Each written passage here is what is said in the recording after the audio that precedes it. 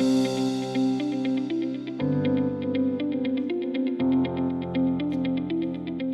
m'appelle Alison, j'ai 32 ans et je suis monitrice éducatrice grâce à la VAE que j'ai passée ici même l'année dernière.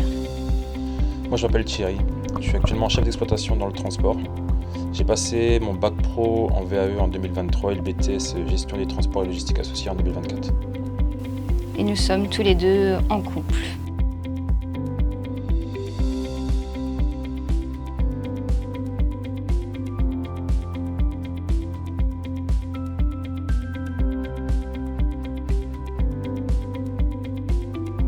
On est déjà dans la vie active, donc repartir à l'école, trouver des financements pour avoir le même maintien de nos salaires, c'était compliqué. Mais la VAE, c'était vraiment un bon moyen de tout concilier, la vie de famille et l'évolution professionnelle. Puis l'avantage, c'est que la VAE, ça consacre vraiment sur notre expérience professionnelle. Donc même si on a des lacunes, on a eu des lacunes pendant notre période de scolarité, la VAE, ça n'a rien à voir. C'est vraiment ça se base sur ce qu'on a fait et sur notre expérience.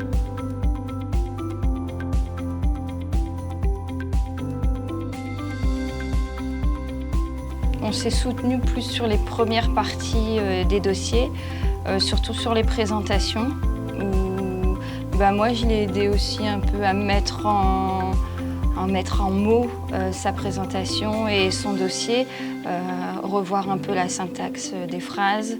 Et puis, mais après, sur le contenu, j'y connais absolument rien au transport, donc je ne pouvais pas trop l'aider là-dessus. Et voilà, et lui c'est pareil, il m'a aidé sur la relecture et sur les présentations. On s'est entraînés mutuellement pour les oraux.